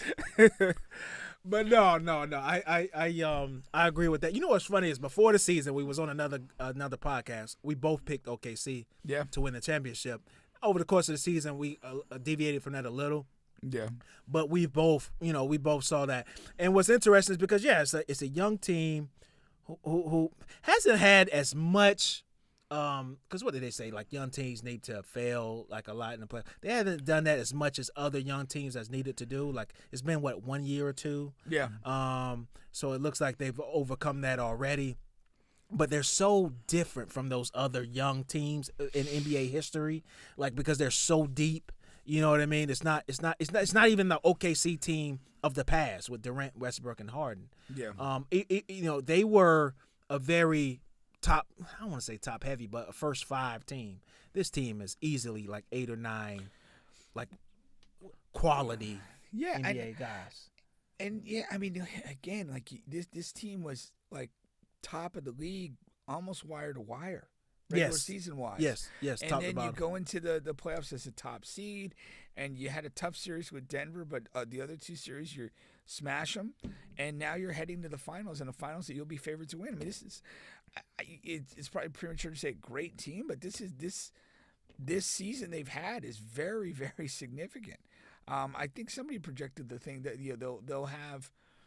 I think they'll have like a top 5 or 6 all-time record, and by that, it's a combination of your regular season and playoffs aggregated. So they'll end up with like 80 if they win everything. It'll be like 84 wins, and it'll be like 22 losses. I mean that's right up there with all the great teams. It ranks literally like 5th or 6th all time. Should they win this out? Correct. And so you have to. I mean, almost by definition, if you're a stats guy, this becomes a great team. No, for sure. And I agree with that. Stats and just we know what we're watching. When you're watching that, you know what you're watching. They have all of the elements. And I love the Chet and the Hartenstein. I love what they have. The interchangeable bigs. They do different things. And that's the one thing about team building that they've gotten right that a lot of teams just haven't. You can't just throw a bunch of good players on a team. Like these players have to have individual skill sets that offset each other. Yeah. And that's so important, and that's what OKC has, on their team. Like Hartenstein and Chet, they're two different bigs. Shea and Jalen, they're two different type of guards. And then you throw these specialists inside with Lou Dort and with Alex Caruso and with Wallace, and it's a lot, man. It's a lot. Now, unfortunately, and we'll get there when we get there. We don't have to. We're not. Not only that. We don't have to, but we're not going to dive into. They're not going to be able to keep these guys. You hate that. I hate that. It's a fucking travesty that they're going to have to eventually shake this team up. But for right now, here in this moment, they're here, and even next year, for the most part. All right. Now that's OKC. Okay. Now on the Timberwolves side of things, I have to start this out with this, man. You guys lied to me. You guys lied to me. And I have to call it out when you guys lie to me. You tell me things, and I believe it. And I'm a gullible guy because I was starting to believe. And it took me a while. I was probably the last one halfway on the wagon. And it comes down to, man, Anthony Edwards is not that guy, man. And he's young. And I'll say he's not that guy yet. But he's not that guy. And they were forcing. You guys were forcing him. It was forced entry. It's like, I don't have to get too explicit, but you got a tiny hole and you got a big fucking wood thing and you're trying to get into it, and you see that when the train comes and it, you know what I'm talking about, man. And you're just trying to force him down our throats. Pause. And he's not that. He's not going to be a face of the league, not because he doesn't want to be. Not because he doesn't take care of his kids, because he's not that good on the court. He's not. Shea is severely outplaying him. Yes, he can outplay, and God damn it, I'm glad we got here. Because you got guys who are great actors. The Will Smiths and the Jamies and the fucking Denzels, and that's what Anthony Edwards is. He's an all-league, all-world actor. He guards, he talks shit to LeBron James, right? He's guarding LeBron James 40 feet up and down the court.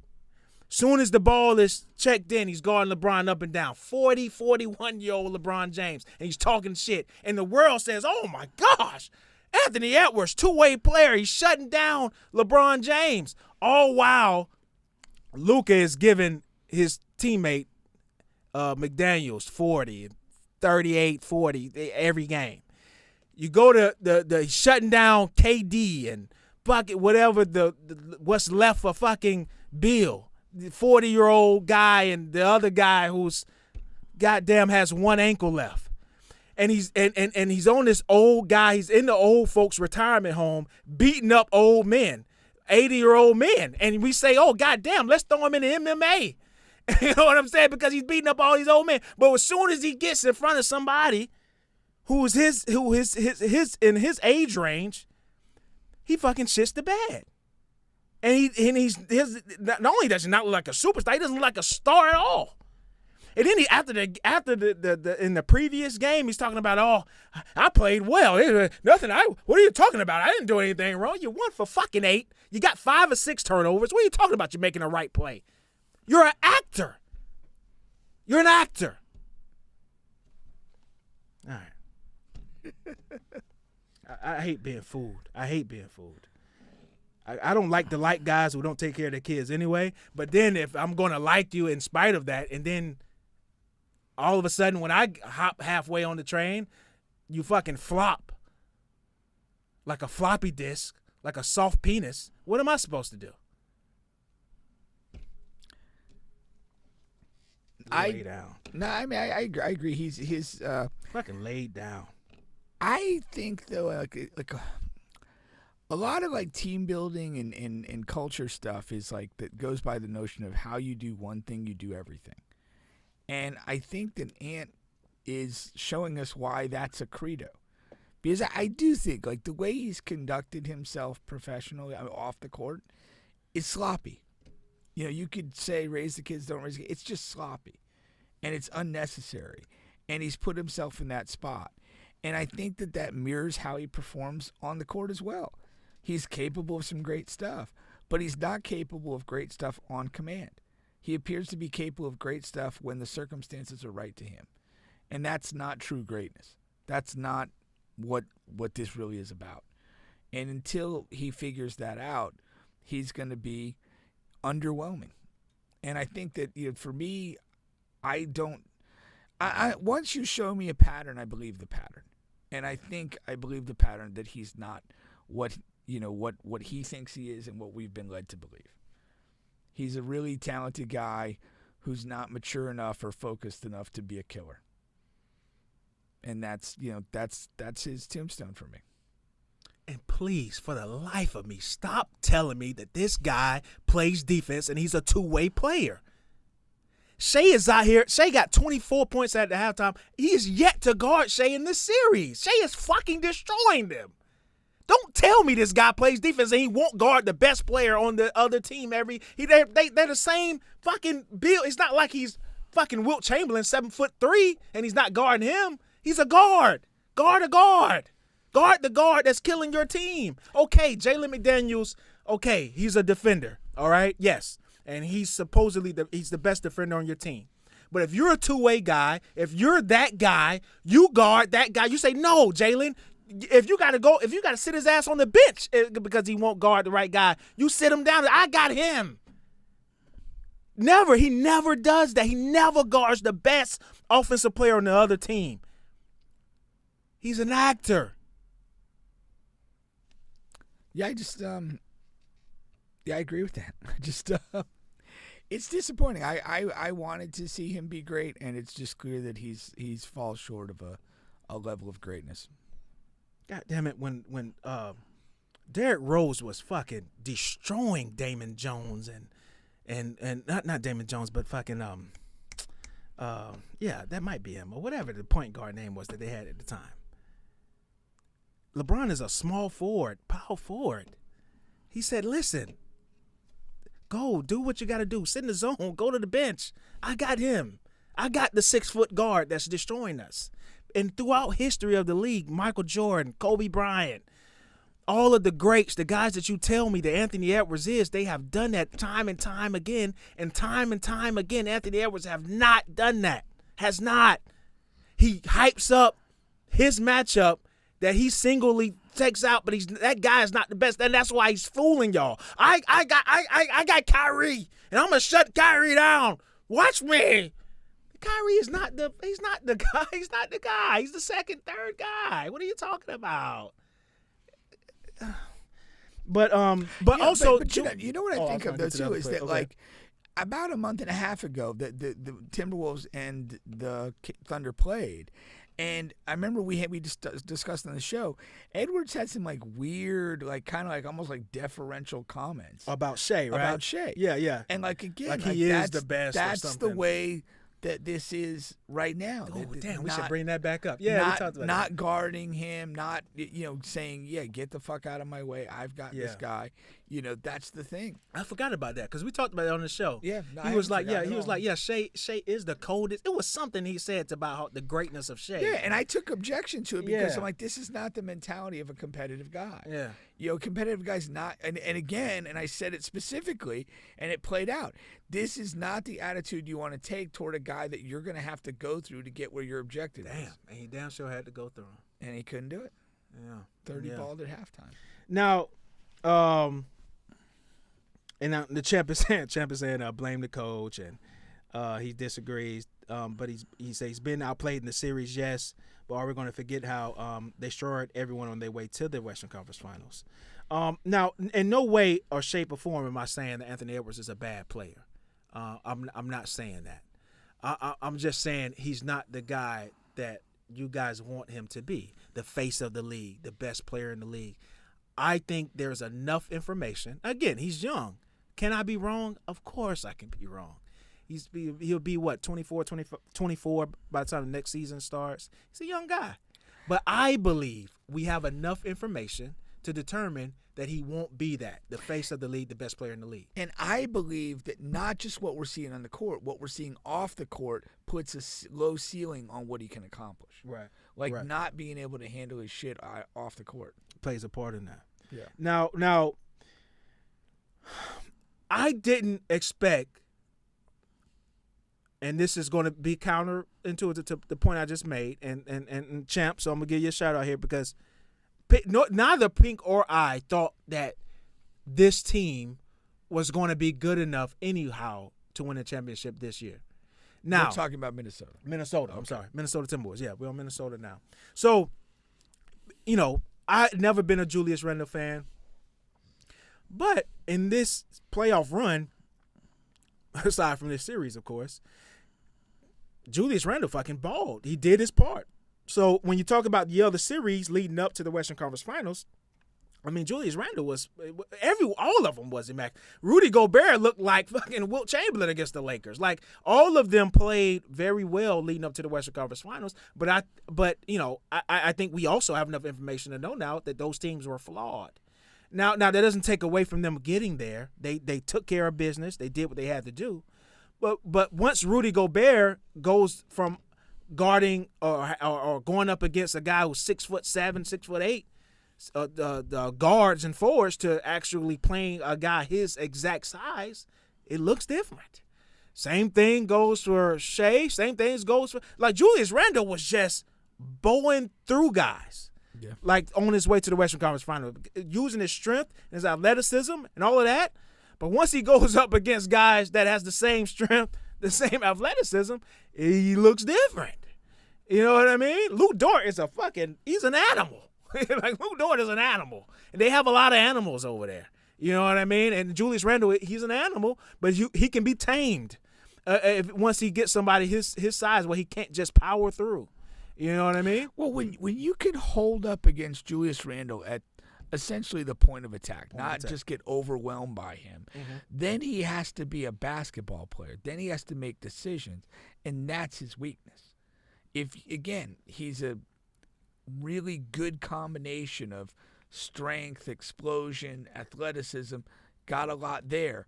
But if you can match that, now you make him have to play basketball, and he's not good. Yeah. I was watching a Bill, and they were saying how if you make Julius have to dribble and make decisions, you winning. Yep, you're winning. Yep. And that's as simple as that. I mean, and I believe it. I can see it. All right. So yeah, that's that. Now let me see here. They're up what now? If they win this game, that's it. That's it. It'd be over. It'd be 4-1. They'll be waiting for the Pacers in the final. And be waiting for the essentially, right? I don't foresee the Knicks coming back. Now this is, and that will be interesting, right? If we do get a OKC and Pacers, because even though I said it's different, they have similarities, and it's sort of like the Pacers. You could say they're like whatever OKC light. their diet Mountain Dew. You know what I mean? Like of Yeah, well, I mean, they're both They have- younger teams that, Yeah. that have a lot of depth and versatility across the roster, and you both kind of play in I'd say kind of like an open way. I mean, Shea has moments where he's kind of doing his thing with the ball, and Tyrese does in his own way. But again, the ball kind of moves pretty well. That the Thunder defense dictates that there's a lot of open floor possessions off the turnovers and stuff like that. And Indiana's pace that they just like to play at creates a lot of those opportunities. So, yeah, I mean, there are some stylistic similarities to what's going on. Do you from the average fan perspective, do you think the NBA will struggle with the ratings in that finals? Yeah. Yeah. It's not a series that is going to attract, non-basketball people. Like, again, the Knicks storyline is one of those things. Yeah, I think you could sell Anthony Edwards as 100%. this star. 100%. So I think it's much more of a basketball fan, like a Hoopers series. People that really like hoops, they'll be intrigued by the games. The games should be good, and Hoopers will enjoy it. But I think casuals will not be drawn in strongly to this series, kind of just based on, kind of like headlines and fan bases and that sort of stuff. Who did the Spurs draw that one year? It was really low ratings. The Nets, right? Nets. Jason Kidd Nets. Yeah. Yeah, it was pretty bad. Just give me a quick compare, like that series versus this potential series. Well, I mean, Just from a I think there's something important to remember though too, because that series wasn't attractive, and then the games were bad. Yeah. Like San Antonio just was the better team. That's kind of what we feel here, right? We feel it, and if that's what we get, it'll be very bad. Yeah. If the games have a little juice to them, then people will buy in. Yeah. People will buy in. Not crazy, not right, as right. But again, because we're fueled by ESPN. I mean, if you see again, think about this. I literally did not have much interest in watching Indiana New York series. Yeah. But the first game was crazy. It was awesome. Yeah. It was awesome, but it was crazy. Yeah. And then I almost kind of made it a point from then on. Yeah. I started to look more forward to that series than I did the other series. And there is that, if game one is like an epic game it's or very whatever. important for game one to be good. Yeah. You know what series I always think about doing that way is Miami and San Antonio with the Ray Allen. With the Ray Allen shot. Because, and if you go back, I think that this will bear itself out. First 4, maybe 5 games were bad. The winning team won the game. They weren't particularly close. Yeah. And then down the stretch, we had these awesome games. Yeah. And then we go away from the series thinking, man, that was incredible. But there's and I remember being in the Ale House, you may have been there, I know Juan was, watching game 4 and literally bemoaning the fact, gosh, we haven't had a good finals game yet. We're 4 games into this and none of these games have been good. Whoever won kind of won going away a little bit. And so, that's the thing. But that's what this Pacers Knicks series has given us. That I mean, it's given us these close games. Even when team has the upper hand, the other team tends to grind back and make it playable in some way. So if we get high quality games, which I low key think we can out of these two teams, it'll draw some of that fandom in. But it's not going to be any record setting thing, No, for sure. I got you. Well, let's move into. I'm going to move into my top 10 list. Yeah. You got Champ saying that Spurs were so boring back then. I guess you didn't enjoy a Spurs-gasm back in the day. That was a real term back then. Yeah. No, people. Yeah, you know how that goes. It's really you either loved them or hated them as far as viewing them wise. But they had a great run. All right, now let me see here. So I'm going to give you guys. It's not my top 10 NBA players list. This is the top 10 player list. Okay, if it was my NBA top 10 list, I would have a 7 or 8 76ers guys on here. Okay? Oh gosh. And I don't have one. I don't have one on here. So it's not my list. This is the list. Top 10 NBA players. Okay, coming in at number 10, I have Donovan Mitchell. Now, as this goes on, you probably have to see the other names in order to see where I'm going with this. Now, Donovan Mitchell, again, if it was my list, he wouldn't be on here. All right. But I feel like since it's the list, Donovan Mitchell has to be on here. This year he did make an all-NBA team first. I don't know who he knows in the front office or whatever, but in the NBA. But yes, he made it there. Now, some positives here. How do you say sucky sucky? Positives here. Donovan Mitchell is the best player on the best or second best team in the league this year. Okay, and he has some moments. He's a really good scorer. Okay, he's an alpha scorer on any team, championship, whatever. And he has some really good things. He held the team over when they had injuries, things like that. Bad things that I don't like about Donovan Mitchell, why he's at 10 and not higher, okay, is number one, scoring is all he does. And being that scoring is all he does, he's not the best scorer in the league. He's not even up there, the top 3 or 4. So, he's a prolific scorer, but not the best or one of the best. Okay. And again, scoring is all he does. He's not a defender. He's not going to get other people involved. Okay. Now, do you want to give person by person or just let me get through them and then you'll? I don't have. Well, if I have a more nuanced take or something different than you're saying. Okay. But I don't. I mean, I agree. I co-sign the Mitchell. Okay. Detriments. All right. The detriments, not the positives. I mean, I understand. I endorse the player profile. There you go. The player profile. There you go. Coming in at number 9, I have LeBron. Okay. And again, this list is right now and heading into next year. Okay. This is not a fucking career achievement award. Okay. So I have LeBron James coming in at number 9. Again, an all NBA performer. Some positives. As an old man, he's the best old man to ever play in the league. He carried the Lakers team, especially before Luka got there, and even when Luka first got there, Luka was still a lot rusty, and LeBron really held them over. He was the most consistent player on that team. Some negatives. We saw some kinks in the armor this year, especially in the playoffs. Getting tired a lot. Not being able to play both sides of the ball as efficiently as he once did in the past, and things like that. So LeBron James comes in at number 9. Co-sign. Coming in at number 8, I have another older gentleman, and Steph Curry. Okay? Steph Curry is still dynamic and prolific. Okay? As far as what Steph Curry does, Steph Curry still does it at a very high level. Okay? Some of the things that Steph Curry has historically not done as well kind of was a little louder this year. And with age that's going to happen. Okay. He got injured in the playoffs, and a lot of people attribute that to how much he was being utilized throughout the year and how much they had to lean on him.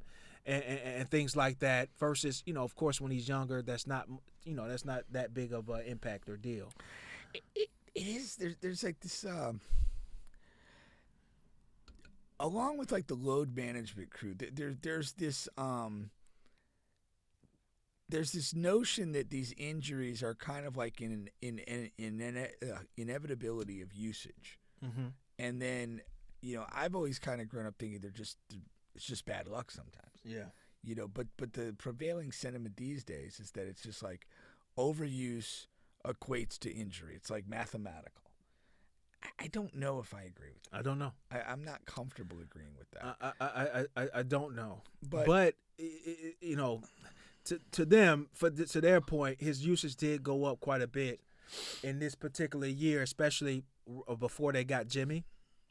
Okay. So, and they're talking about the miles he ran like, whatever, more miles than he had in the last few years. So they did all of that studies and research. And so whatever. Okay. Now that's number 8. coming in at number 7, as far as the best player in the NBA right now, I have Jalen Brunson. Some people may have him higher. Some people may not. Well, I'll just say some people may have him higher. Jalen Brunson, again, very dynamic, prolific scorer.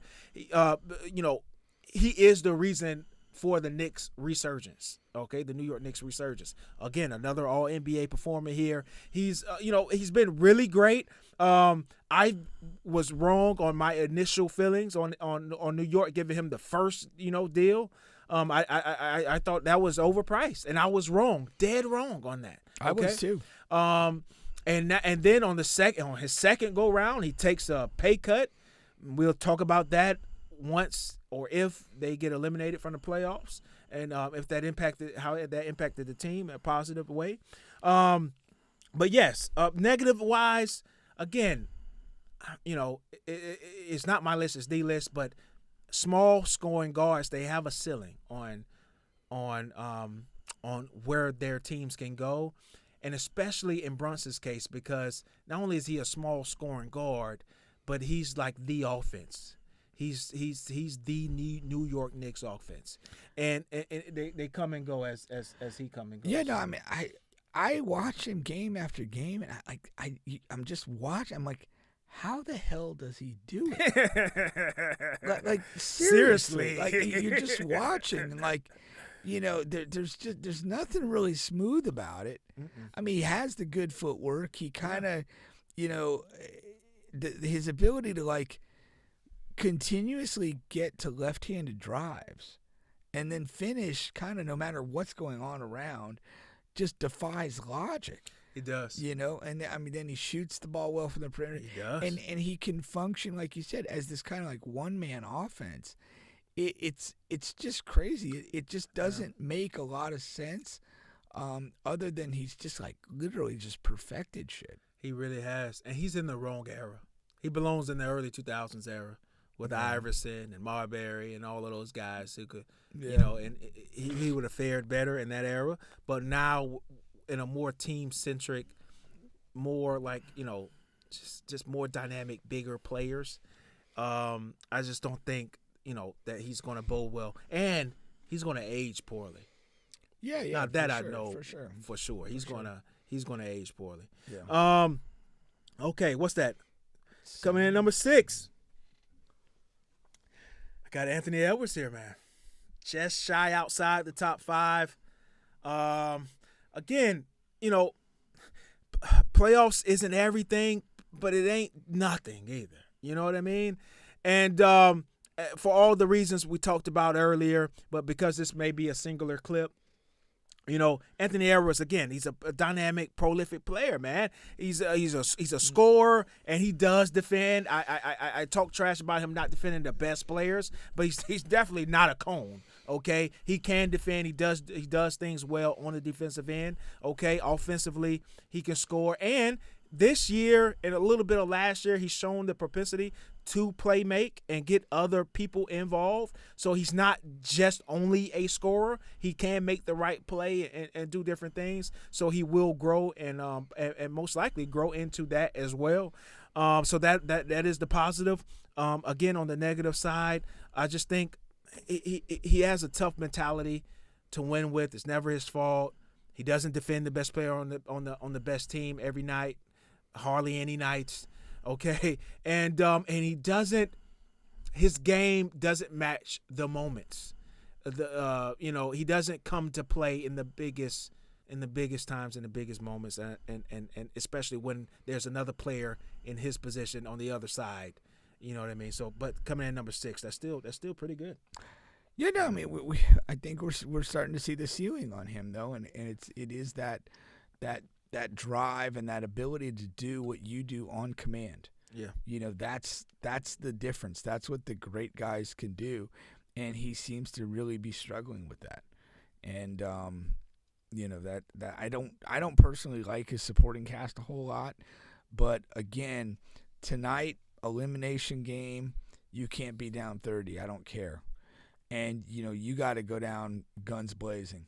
Yeah. You got to go down 35, empty the clip, Even if your team loses, you played your ass. Like, you got to go down in a way that no matter anybody watching that game, whether your team wins or loses, go, damn, that guy played hard.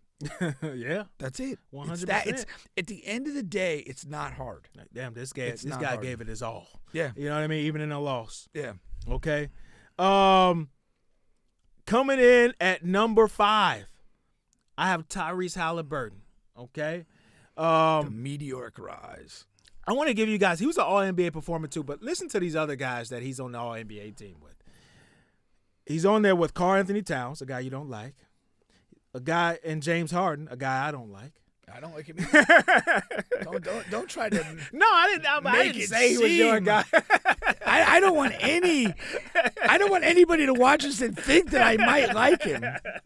I want it to be clear and unequivocal. The beard is bullshit. But these are the guys that he's paired with on the All-NBA 13. But anyway, Tyrese Haliburton, again, he's here. We see him now. We hear him now. Okay? And with Haliburton, it's not all about stats. You can't look at the points per game and rebounds per game and be like, oh, well, you know, you have to really watch the game to understand his impact. Okay, and even his 9 assist a game, that doesn't do anything. I think Trae Young averages more assists, but Tyrese Haliburton is the best per point guard in the league. Okay, the way he gets the ball out of his hands, the hockey assists, I guarantee you he averages more hockey assists than anybody in the league. That's when his pass goes to another pass that leads to a bucket. Okay, because that's the way he plays the game. And then also, as a per point guard, he will get you the big buckets in the big time moments. He's shown that year after year. Coming into the playoffs, he was 9 for 10 in game winner, game time shots. And in the playoffs, I mean, he just literally took off from there. So you talking about a guy who shoots 90% in those moments over the course of the last 2 seasons. That's fucking nuts and insane. Okay, but some of the negatives, not as many because we just haven't seen him enough. We haven't seen him do it long enough. That's one negative. You know, another is there are some, you know, at times there are some games where I guess because the Pacers are so deep and so loaded, Tyrese Haliburton doesn't have to do much. He doesn't have to insert himself as much as some of these other guys on this list has to. But I have him at number 5. Couple of observations from this playoff run for me is. He is what you want in a star player in this. He is phenomenally engaged in the game, and he's great in the transition moments. And what I mean by that, not just offensive transition, but when the ball moves from offense to defense, defense to offense, he's never lost. Like, you know, he's a quick hands guy when he needs to be. Yes. He's snatching a rebound when a shot goes up. He literally, when he's on the court, he doesn't turn off mentally. And that's why he's so engaged in so much of their activity. And he's just quick thinking and alert like at all times. I love that. I think it's an underrated quality because a lot of talented people walk up and down basketball courts and are basically absent for huge chunks of the game. And 100%. particularly transition when their team just lost a ball and they're slow to get back or react to that, or their team got the ball and they're not willing to run the floor to get Karl involved Anthony in a Towns. play. They showed a couple times. Yeah. That's my guy. But yeah, they showed a few times from the last game where that was him. He wasn't even in the picture when the Pacers was on a fast break. Yeah. But Haliburton, the amount of time he's on the court and he's fully turned on and engaged is really, really high level. And then the other thing is he does a wonderful job of managing space and time. And that's why, like, when you look at a lot of people that have the ball in their hands a lot, they're almost always engaged with the defender. Like Brunson, almost always. Like, it's, you know, but so many of these guys, even Shea, like you know, he's manipulating defenders. Haliburton, like, plays in a way that he almost, like, avoids those moments. They're like, you know, he'll get the ball quickly in transition. He'll release it quickly ahead. Then he, like, runs or cycles through, almost like Steph Curry does sometimes, and he just, like, pops up in another part of the floor ready to catch it and do something. And, like, the amount of times he plays where somebody's engaged with him defensively versus when he's in some sort of open space or moving around into a dangerous area is unlike most other stars. Steph is the only one who's like better at that particular category. Yeah. And I think it's an underrated quality when you watch him play. No, for sure. All right, we're going to kind of slightly breeze through the last three, which is unfortunate, but we're running low on time. Okay, now, well, 4. Haliburton is at 5. At 4, I have Luka. Okay, Luka comes with a share of positives and negatives. Positives, I think there's just nobody that can do anything with him. Okay, on the offensive when he has the ball. Okay, I think he's an offense onto himself. He can score at will. He can get others involved. He can rebound. All of that good stuff. Negatively wise, defensively is a huge problem. It's a huge problem. And also, he may not be, and I say may not because, they say that in shape is a problem, right? But I don't know. I don't see a guy. What do you mean by that? I don't see a guy that's out of shape. Are you saying that him not being in shape is a problem? Okay. But I don't think it's that he's out of shape because I've seen him make extended long playoff runs and him be fine. I think the defense is his number one problem, and his want to his fucking whatever. I think that's it. His want to play defense, and then his ability to play defense is a huge problem for him, and why he's not higher on the list. But he's so dynamic and so prolific, and still does multiple of other things. Is what lands him at number 4 on this list. I would say a great player. I do buy into the conditioning thing, but I think there's different levels to conditioning. Like he's fit enough to play extended minutes and carry a high offensive load, and that's way more than fit than 98% of all people walking on the earth. But there's another level of fitness where and sometimes you've come across these people, you're just like, damn, what the fuck's wrong with that guy? He doesn't stop moving. He's moving when Niven embarrassed us. Yeah. And Luka's not touching that level. Yeah. And by the last guy we talked about, Haliburton is. His literally constant movement puts a tremendous pressure. And Luka, his conditioning is that he's not capable of that. And the shame in it. And also defensively, but he's so smart and he sees the game so well that if he did move 20% more, not even super fast, he would make that many more plays. That would be insane. Yeah. And I think when you talk about that, it's not at that elite level. And again, he's got a tough frame to be super fit. I mean, he just is a big guy. You can't deny that he's big across the shoulders, big in the ass. You're not built like a distance runner. But I do think that there's probably a level that he could hit if he were inclined to. And I hope that he does, because I always think about, for me, Carmelo Anthony was one of those guys.